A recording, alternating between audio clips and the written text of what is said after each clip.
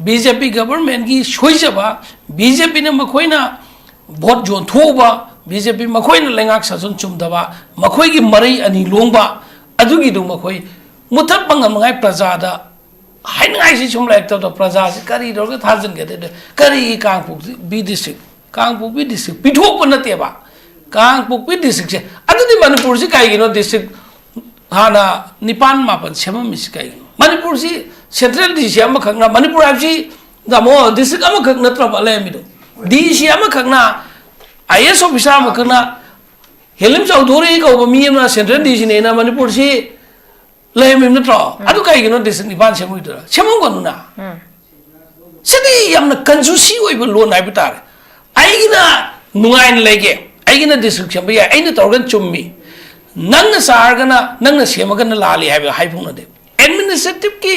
नुगाइन गाइदमता district मसिंग सेमबै से district reorganisation तौबा state reorganisation तौबा सिदी एडमिनिस्ट्रेटिव की दमता मी पॉपुलेशन हेंगत पै मतुंगिना तौतब यादबनेबो ओके एसपी यमना सेंट्रल की होइना अखोगी सेंट्रल एसपी ना रोमेन कौपमना एसपी माना सेंट्रल एसपी मणिपुर पुंब की एसपी होय में हौजी डिस्ट्रिक्ट खुदिंग एसपी थामिसि थामुरनुदना अदे मतमम मणिपुर की पॉपुलेशन मी लाख अमक ओयमबदुंगा सी लाख कुंठा यौरेबा लाख अमक ओयमबदुंगा मतम तो चनब यारि हाइबनिदा अदुगी लॉजिक टुदी खितंग आउटडेटेड ओइबा सानद्रबा बीजेपी ना कांग्रेस थोमजिनबा आउटडेटेड ओइबनी अदु प्रजा लाइक लाइजो खितंग क्लास 3-4 तंबा आंगांग ना फो खंगनेबा मरमदी पॉपुलेशन की मतुंगिना पॉपुलेशन लमदा खुलमना मी लिसिंग तरा तारा अगदी पोलिंग बूथ अमना यादे पोलिंग बूथ तरा दा का लेरे हैबसे सिदी लॉजिक सिदी खंफम थोय याबनिदा अना डिस्ट्रिक्ट कांगपुपी डिस्ट्रिक्ट सेमम पिठोई गाय कांगपुपी नंग ओइरो गाय मणिपुर वाम पिठो उब्रो नदे अदि मणिपुर दसु जुडिशियल की से मणिपुर ईस्ट साइबंग को मणिपुर वेस्ट साइबंग का अनी का उरिपोक चरा कोता लेमे ऑल मणिपुर से पूरा मेबा अदि इम्फाल मतोंग को तन उरिपोक चरा कोता पुबया तब दगी थौबाल डिस्ट्रिक्ट दा हांगेबा कोट सेना कैनो दा बिशेपुर डिस्ट्रिक्ट हांगेबा कोट अदु सु हांगरो इसिदना अनु मसी कांगपुपी डिस्ट्रिक्ट पिठो मे हाबसे क्वाइट अ वेरी अनफॉर्चुनेट मसी हाइरोइदबा लान पोट अमा प्रजाद लान सटहल्ले अदु अमना अंगांग निगाई चाउबना कबो खोइदुम हेना फंगे हाबसे मसी ताहलोइसेबो निगाई चाउरिबो मिसिंदो कबो खोइदुम हेन पिनगाई की प्रमाण टोक्सन बिगनो कबो खोइदुम हेना पिपि मोता निगाई चाउब नोइदि कबो खोइदुम वाना फंगदमनि मरमदि नोइ तोइबन निगाई दु मरम सादे रिजनेबल ओइदि हाइबंगम गदमनेबा अदु करिगिनोबा ngasi power पाइबा बीजेपी रूलिंग द लेबा एनी टाइम गवर्नमेंट सेंगदोइबा लेबा मखोइना पॉलिटिक्स औगनु सी मतांग सिदाय पॉलिटिक्स कनान तौगे आइदा बीजेपी नि मखोइ के सदमिन मोगी एलाई एमएलए सिंगसिना पॉलिटिक्स तौरी बने मखोइ न प्रजा दा पॉलिटिक्स तौरी सरकार सेमनी इकुइ कुइदन सरकार सेमनी मतम दि हाइबंगम दे इथु न सेमानी इथु न सेमानी अथु मतम दैन सम प्रजा द हगले त मखोइ की एमएलए सिंगना मखोइ की फॉर्मर मिनिस्टर ना नत्रगन एनी मखोइ के सम मखोइ न ngang पसे मसी प्रजा दा पॉलिटिक्स हम तौरी नेबा प्रजा दा नखोइ प्रजा नखोइ ngaikoko अखोइ यारगदि अखोइ सरकार सेमगदौरी ngasi मरक्तना आइगी याबा इनोना सीपीएम की दामो शांतन साइदो बहुत ममांगी दा इलेक्शन ममांग दा नंपुद हक्तंगी अखोइगी मिंगोन दा थाबुक पिगने आइना पैसा खोम यानगाइगी सरकार खुसेमम लेब मदुदि लास्टिंग ओइरोब येगो 2022 की वोट ममांग दा इथु बदा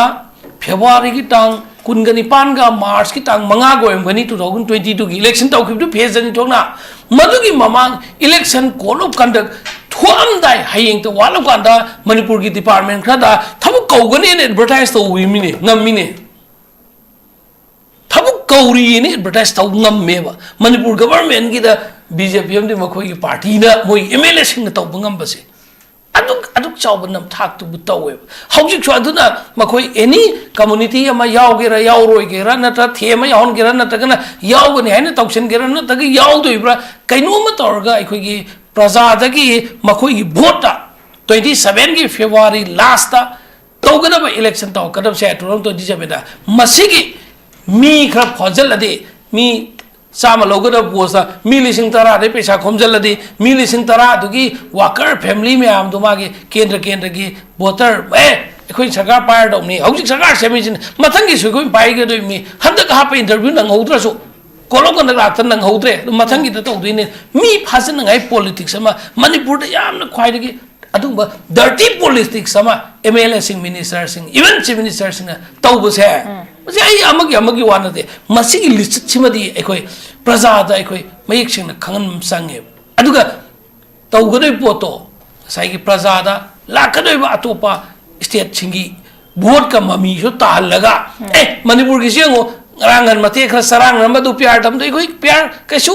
ꯀꯨꯏꯅ ꯊꯝꯗꯦꯗꯅ ꯁꯔꯀꯥꯔ ꯁꯦꯝꯍꯟꯈ꯭ꯔꯕꯁꯤꯅꯤ ꯍꯥꯏꯅ ꯑꯁꯥꯝꯒꯤ ꯏꯂꯦꯛꯁꯟ ꯃꯃꯥꯡꯗ ꯎꯠꯅꯉꯥꯏꯒꯤ ꯇꯥꯠ ꯑꯃꯁꯨ ꯇꯧꯒꯗ꯭ꯔꯥꯅ ꯈꯜꯂꯦꯕ ꯃꯗꯨꯒꯤ ꯈꯨꯁꯦꯝꯗꯨꯗꯤ ꯂꯥꯁꯇꯤꯡ ꯑꯣꯏꯔꯣꯏ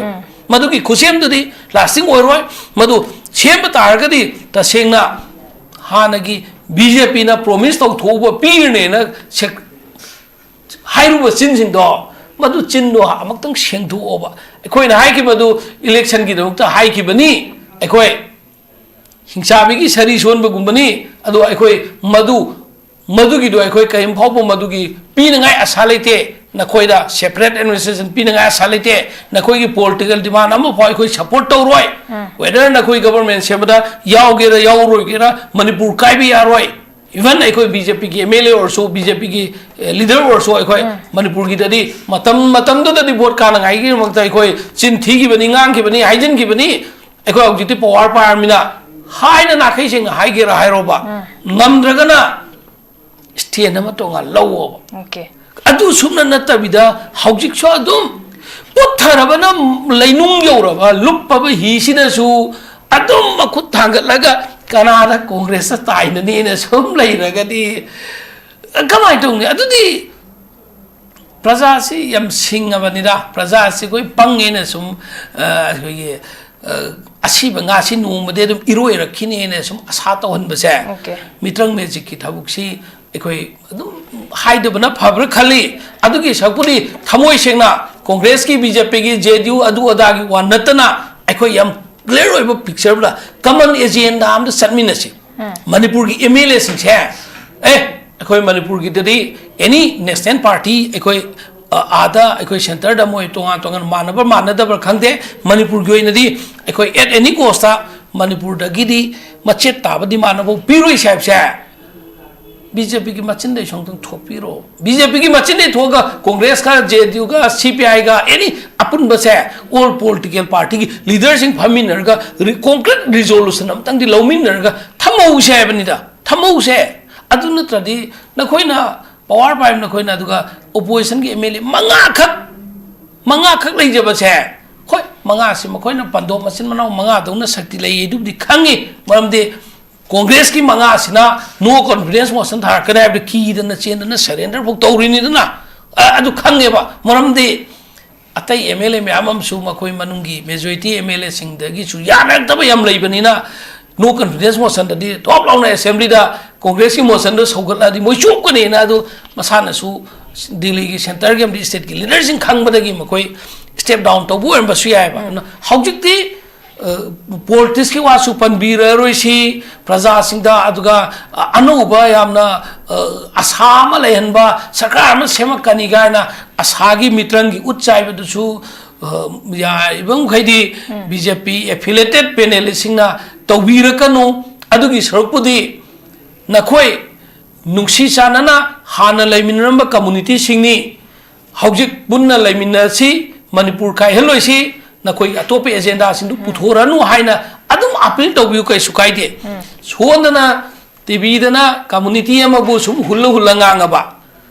अदुई पार्टी दुना सुम असाना ताक्सेरेबा सेकुलर ओइदबा पॉलिटिकल पार्टी ने से हक कम्युनिटी अमबु हुल्लगा जाति अमबु रिलीजन अमबु हुल्लगा nganगबा मी मसादो अमदि बजारवी अखोगी गुवाहाटी मिशन अखोई गुवाहाटी दा अखोगी साइड के ओइना अखोगी मिफम से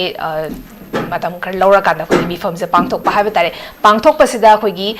हौजिक इनसु पंजकिबा अखोगी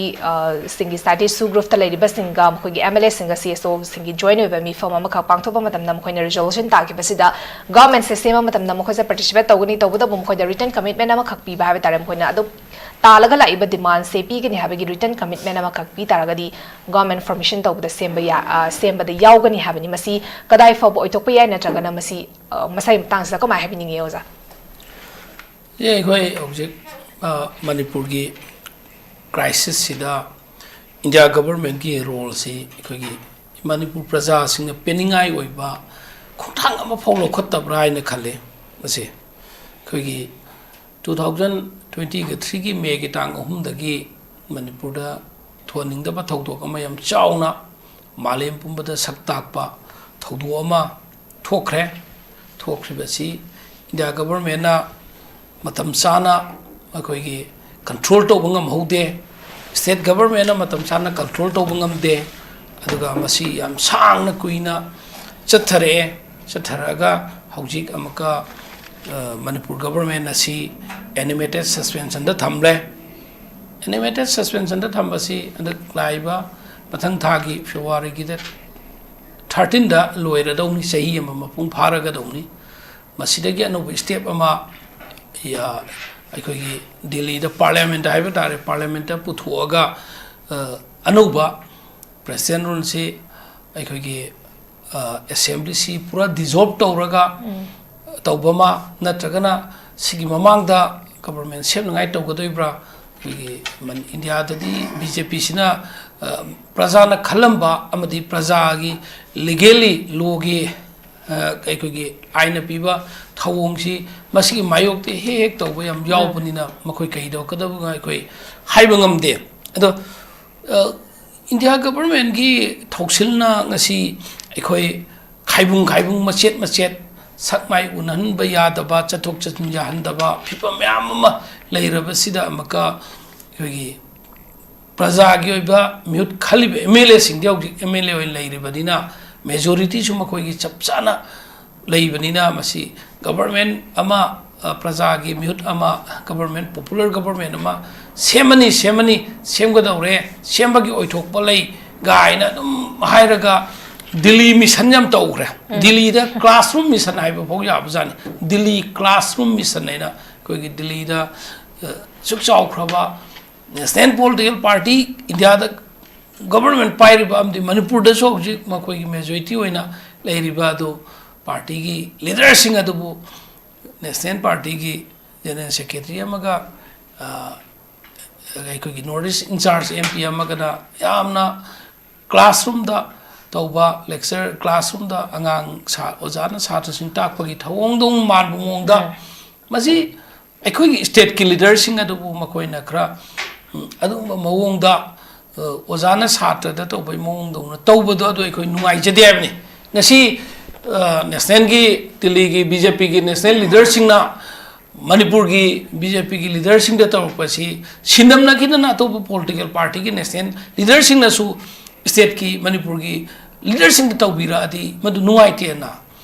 अदु खक्की वानिदा अदुमना नुमोय खन्नबा चेत अकोम खन्न दुके सुकाइदे दिल्ली क्लासरूम मिशन मकोय चलुरे एमएलए म्याममा मणिपुर दगी तांग खबा एरोप्लेन की भाड़ा सी तिंगगा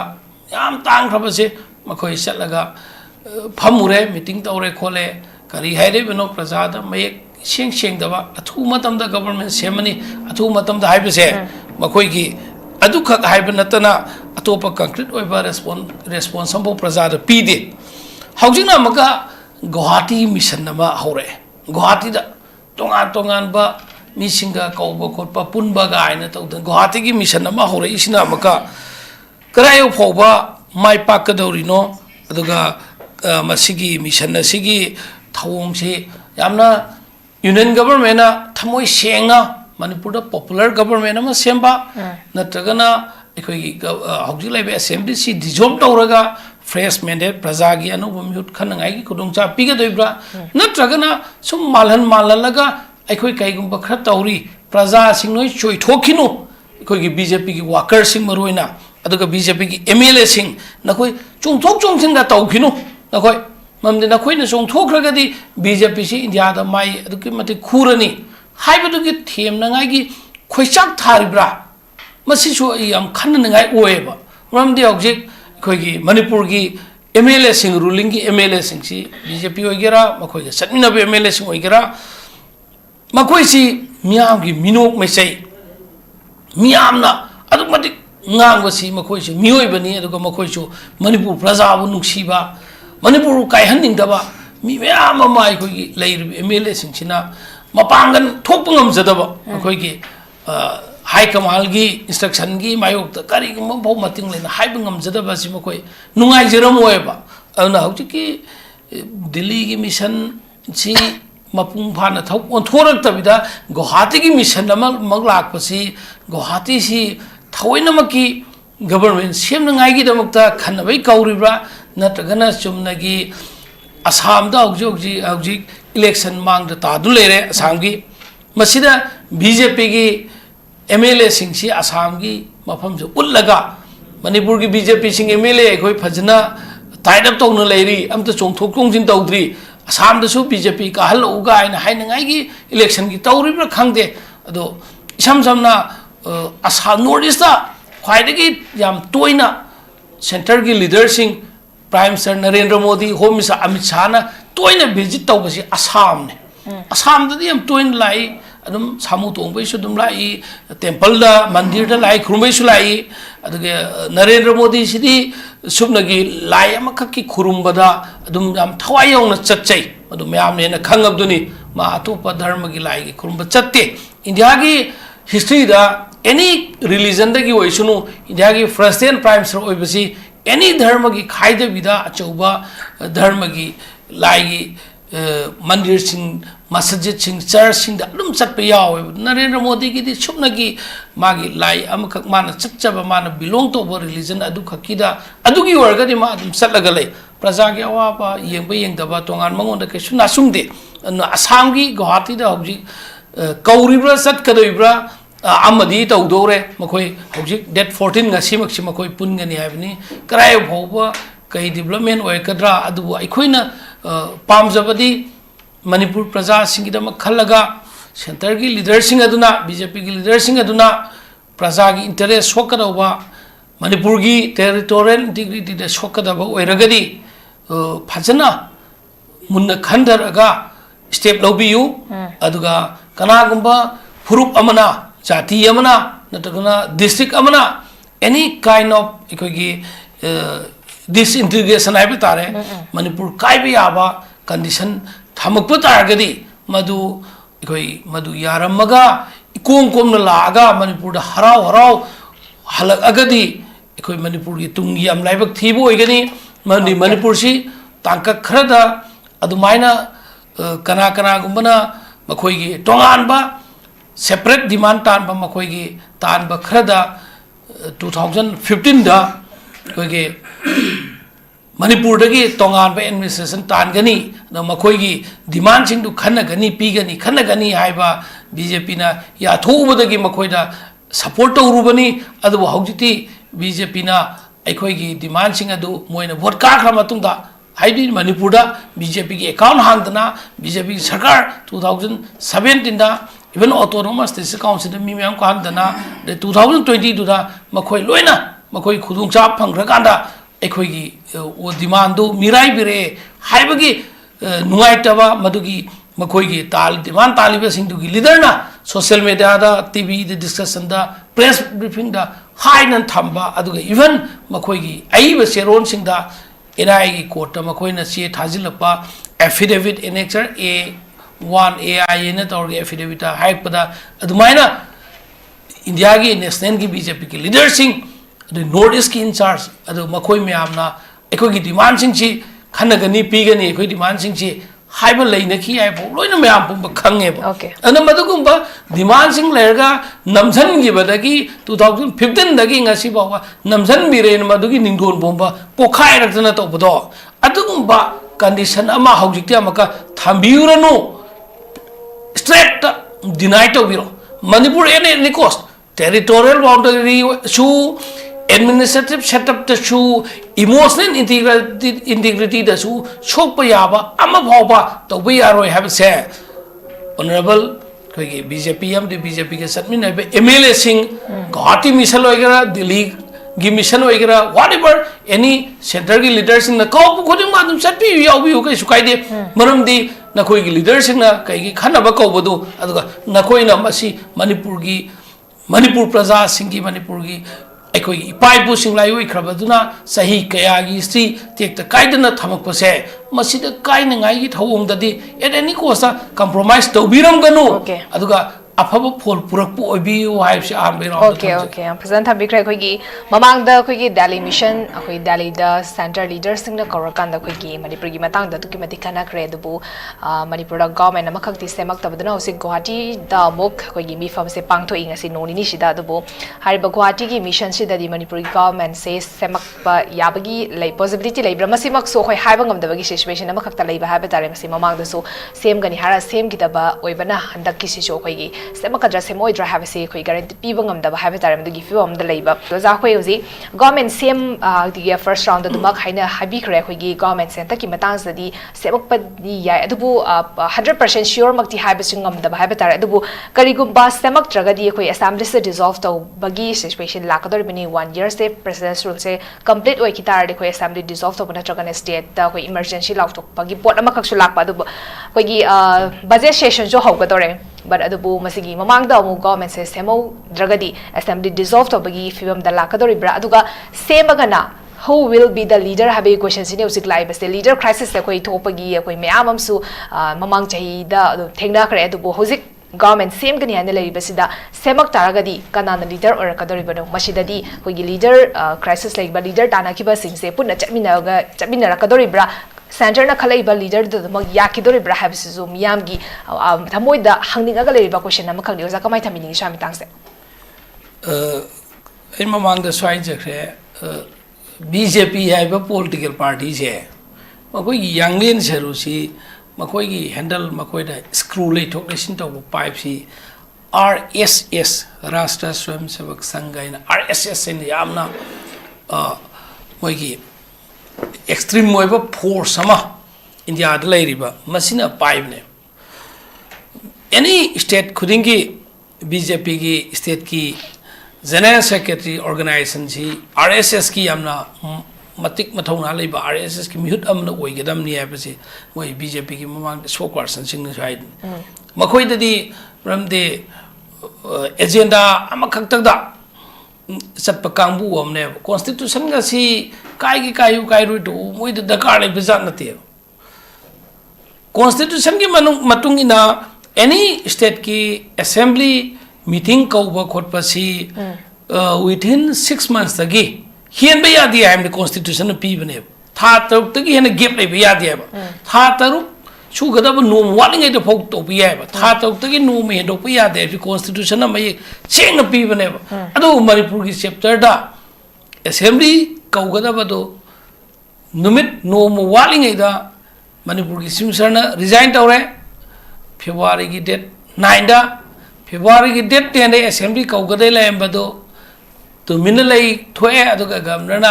assembly ko ba saman taw ki ba adu gi do bu nanen bhoi ni chana da bane na tholo na Manipur governor lauk thoim ne numit mari ni su ba chief minister pham resign taw khro matung da numit mari ni si kari status na thamano kai khangan de sarkar sem doi ne moi koi lang ga last ta president run chalaye Manipur da constitution gi wa se India pumba da BJP na constitution wa laite makoi Jammu Kashmir da tawri de ni tawning ba taw Manipur gi matang la ke any issue agenda India pumba thak nikpa India gi miyam gi mayuk ta lei se ahing nongalum da gi pung ani gum da parliament da thok pass taw thwe any bill bu khala khodak ta pass taw thwe makoi di might is right akan bana chumba sakpa se si taw asai gi BJP ki affiliation laiba panelist singna natragana BJP minded spokesperson BJP represent over singnadi haiganeba any Manipur issue kai gi dabukta kangpokpi district pithom banoi adu on thaijan ban bai haujing makhoi gi failure si BJP government gi soijaba BJP na makhoi na vote jon thoba BJP makhoi na lengak sajon chumdaba makhoi gi marai ani longba adu gi du makhoi muthak bangam ngai praja da haingai si chum like to praja si kari dor ga thajan ge de kari kangpuk B district pithok pa na te ba kangpuk B district se adu di Manipur si kai gi no district hana nipan mapan sema mis kai Manipur si central di siam khang na Manipur si da mo district am khang na tra ba le mi do DC amakakna IS officer amakakna Helim Chaudhuri ko bamiyam Central DC na Manipur si lehim natro adu kai gino district nipan semu itu semu ko nuna sedi yam na kanjusi oi lo nai bitar ai gina nungain lege ai gina district semu ya ai na torgan chummi nang na sar gana nang na sema gana lali hai phung na de administrative ki nungain na ngai dam ta district masing semu se district reorganization to ba state reorganization to ba sidi administrative ki dam ta mi population hengat pai matungina tawk tab ya da bane okay SP yamana central ki oina ekoi ki central SP na Roman ko pamna SP mana central SP Manipur pumba ki SP oime hauki district guding SP da mi thamura nu dana ade matamam da Manipur ki population mi lakh ama ka oim bedunga si lakh kunthai yore eba lakh ama oim matam du chatna yari bi haibani da adu ki logic to di kitang outdated oiba sanadraba BJP na Congress na thomjin ba outdated oibani adu praja like so kitang class 3-4 tamba ngang na po khangane ba maramdi population ki matungina population lamda khulam na mi lesing tara agadi polling booth amana yade polling booth tara da ka le ri abse sidi logic sidi khangpham thoi yabin da ana district kangpu district shemam pithoi gai kangpu nang oi ro gai na Manipur wa ma pithu bro nade adudi Manipur su judicial ki si Manipur east side ko Manipur west side ka ani ka uripok chara ko tale me all Manipur su pura me ba adu imphal ma dong ko tan uripok chara ko ta puba ya tab dagi Thawal district ta hange ba court chera kaino da Bisepur district ta hange ba court adu su hangaro isidna anu masi ka pu district pi thuo me ha se quite a very unfortunate masi hairo da ba lan bu pora mo prasad lan sathalle adu amana angang ningai chaubna kabu khoidum hena phangye se masi taloi se ba ningai chauri ba mi sing do kabu khoidum hen pi nangai gi praman toksan bi gano kabu khoidum hen pi pi mota ningai chaubu noi kabu khoidum wana phanggadam ni maramdi noi to ben ningai du maram sade reasonable oidi na haibangam gadam ne ba adu kari gi no ba ngasi power pai ba BJP ruling da lai ba anytime government senga doi ba lai ba makoina politics au ganu si matang si dai politics kanan tau ge da BJP ni makoi ge satmin moi gi elai MLA sing sina politics tau ri bane makoi na praja da politics tau ri sakar semani ikui kui da na sakar semani matam di hai bangam de itu tu na semani itu tu na semani athu matam da sum praja da na le ta makoi gi MLA sing na makoi gi former minister na ta ne any makoi gi sum makoi na ngang pa se masi praja da politics am tau ri ne ba praja da nakoi praja na koi ngai khoko ekoi yargadi ekoi sarkar semgadori ngasi maraktana aigi yamba na CPM gi damo santana jaido buhot mamangi da election mamang da nampudna haktangi ekoi gi mingon da thawuk pige ne na paisa khomba ya na ngai gi sarkar khusemam le madu di lasting oi roi yengo 2022 gi vote mamang da etu bada February ki tang kungani panga March ki tang manga goem gani 2022 ki election tau ki phase ani thokna madu ki mamang election call of conduct thuam dai hayeng to wala kanda Manipur ki department khada thabu kaugani ne advertise to wimi ne ngammi ne thabu kauri ne advertise to ngamme ba Manipur government ki da BJP am de makhoi ki party na moi MLA sing to bangam ba se aduk chawban nam thak tu butawe hauji chwa duna makoi any community ama yaw gera yaw roi gera na ta thema yawn gera na ta kana yaw gani haina tausen gera na ta gi yaw doi bra kaino ma torga ikoi gi praja da gi makoi gi vote 27 gi February last ta togada ba election taw kadam se 2027 da masigi mi khra phojal ade mi sama logada posa milising tara de pesa khomjal di milising tara dugi worker family me am duma gi kendra gi voter ekhoi sarkar par do ni hauji sarkar semin mathang gi sugoi pai ge do mi handak ha pe interview nang hodra so kolok kan la tan nang hodre mathang gi da to duine mi phasen ngai politics ama Manipur da yam na khwai gi adumba dirty politics sama MLA sing minister sing even chief minister sing tawbu se masi ai amagi wana de masi gi list chimadi ekoi praja da ekoi mayik sing na khangan sange aduga tawgadoi poto sai gi praja da lakadoi ba atopa state singi vote ka mami so ta laga Manipur gi sengo ngan mate khra sarang ram du pyar dam doi khoi pyar kaisu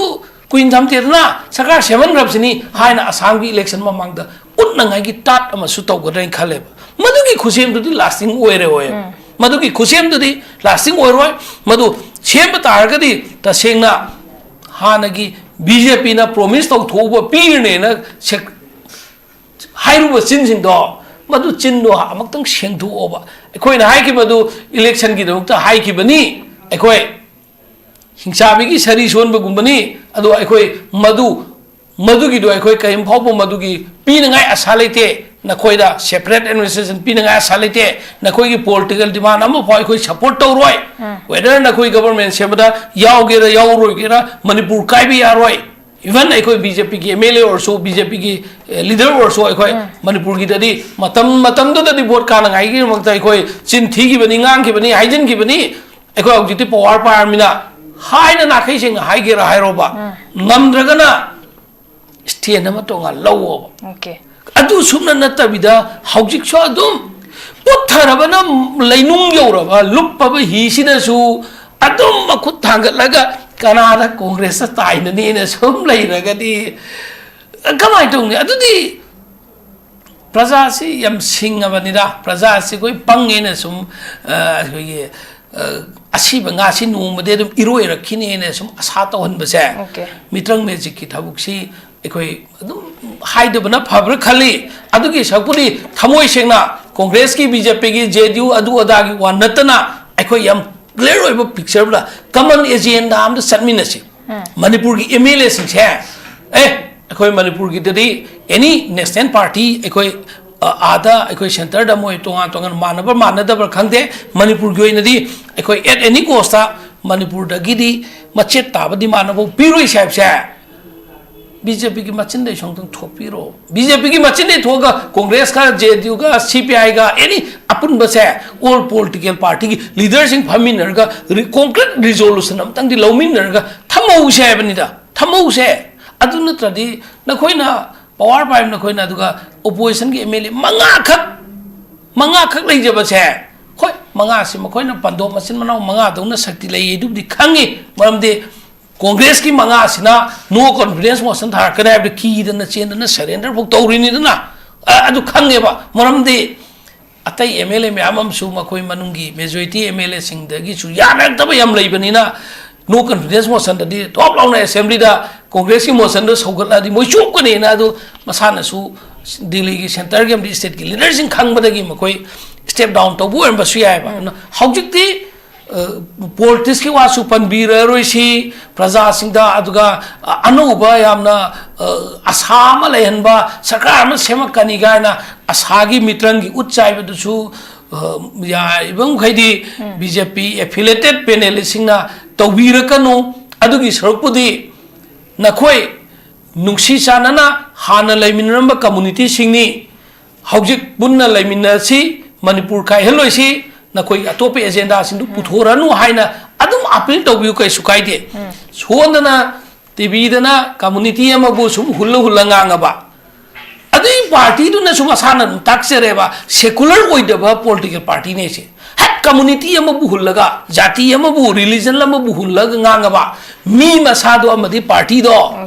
constitution ki mayokta ain bu ijat tawdaba aduga sumagi wakhalon do apikpa secularism ki against the laiba anti secular oiba mi na ta party ne na logane ba amna ngasi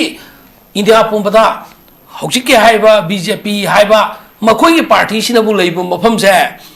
dharma ki politics ta orga si kang khong chai ri sini adudagi di kannangai manipur ki khona si kai dorage india ai mafam atai da anything makoi शक्ति लेना तौजरसो इदाय मफम सिंह दसु परा तंबिरकनी waste Bengal दा हाइजलुब यादे ना थेंगाई नि दिना मणिपुर दसु वेस्ट बेंगल की चीफ मिनिस्टर ममता बनर्जी दो अदुंबा मणिपुर की चीफ मिनिस्टर ओबियो ओके एना हाइजे एनी